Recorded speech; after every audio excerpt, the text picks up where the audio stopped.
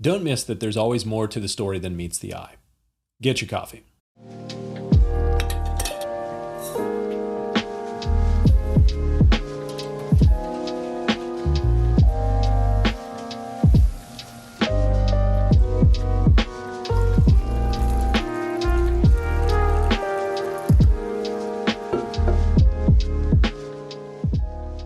When reading the prophets, it's important to always remember the story behind the story and the story behind that.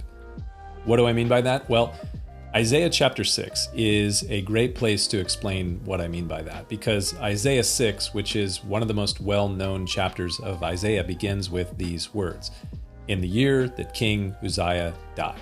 And then the passage quickly keeps going. And the problem is that you could easily just move on into Isaiah's heavenly vision, where he says, "I saw the Lord sitting on a throne high and lifted up."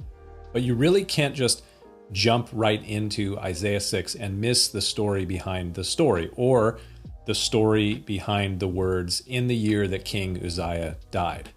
There's a big story behind that story. And there's a story behind the story that's behind the story. Are you following along? Are you with me? I sure hope I haven't lost you. What's the story behind the words, "In the year that King Uzziah died"?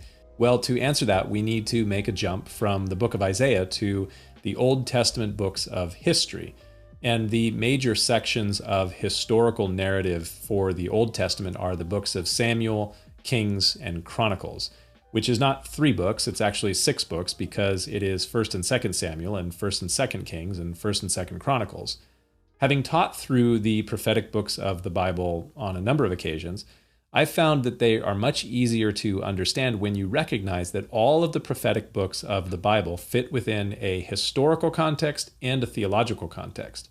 If you really want to understand the major and minor prophets of the Bible, then you really need to take the prereqs of 1st and 2nd Samuel, 1st and 2nd Kings, and 1st and 2nd Chronicles for the historical context, and then the book of Deuteronomy for the theological context.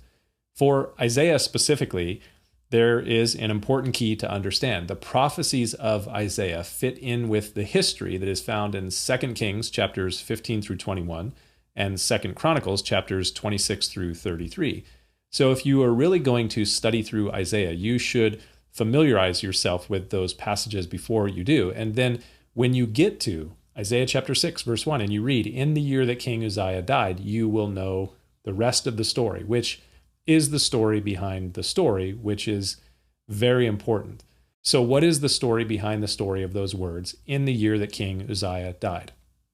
King Uzziah lived and reigned in Israel among the people of Judah for a very long period of time in the 8th century BC. He became king at 16 years old, and he served for 52 years in Jerusalem. And for many of those years, Uzziah was a good king, relatively speaking. He did what was right in the sight of the Lord, mostly. 2nd Kings says that he did what was right, except that the high places of idolatry, were not removed. And then right after that note in 2nd Kings, we are told this: "Then the Lord struck the king, so that he was a leper until the days of his death. So he dwelt in an isolated house." What in the world is going on? The Lord struck Uzziah, a mostly good king, with leprosy. Again, there's a story behind that story in 2nd Kings, and the story behind the story in 2nd Kings is found in 2nd Chronicles chapter 26, where we read that Uzziah was a good king. He began his reign when he was 16 years old. He did what was right in the sight of the Lord, and he was prosperous and victorious against Judah's enemies, specifically the Philistines. And he built up and beautified Jerusalem, and he amassed great wealth, and he expanded the kingdom. And then we read this: "But when he was strong, and his heart was lifted up to his destruction, for he transgressed against the Lord his God by entering the temple of the Lord to burn incense on the altar of incense. And when he did, the priests in the temple, they sought to restrain and keep him from doing what he was doing, because what he was doing was unrighteous. And then Uzziah became furious, and while he was angry with the priests, leprosy broke out on his forehead before the priests in the house of the Lord, beside the incense altar. And Azariah, the chief priest, and all the priests looked at him, and there on his forehead he was leprous. And so they thrust him out of the place. Indeed, he was also hurried to get out because the Lord had struck him.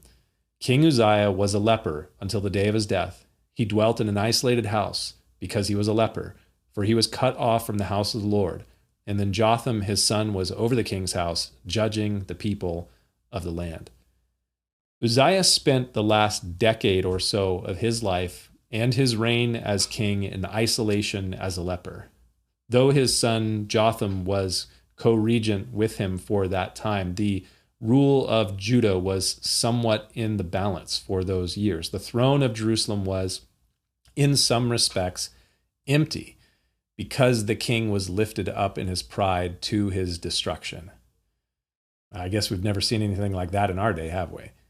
But in the year that King Uzziah died, Isaiah had a heavenly vision. And what did he see? He says, I saw the Lord sitting on a throne, high and lifted up.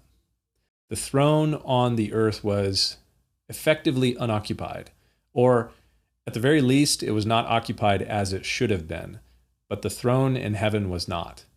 And that leads us to the story behind the story that is behind the story. In the New Testament book of 1 Corinthians, the Apostle Paul writes, now all of these things happened to them, of the children of Israel. All these things in the Old Testament happened to them as examples, and they were written for our admonition, upon whom the ends of the age have come. Therefore, let him who thinks he stands take heed lest he fall. These things in Isaiah and the rest of the Old Testament, they were recorded for our learning. Kings, governors, presidents, so politicians and royals, they fail, they fall, they don't live up to our expectations or to God's standards. But God still rules in heaven and will never be dethroned. Something to remember. We'll see you next time.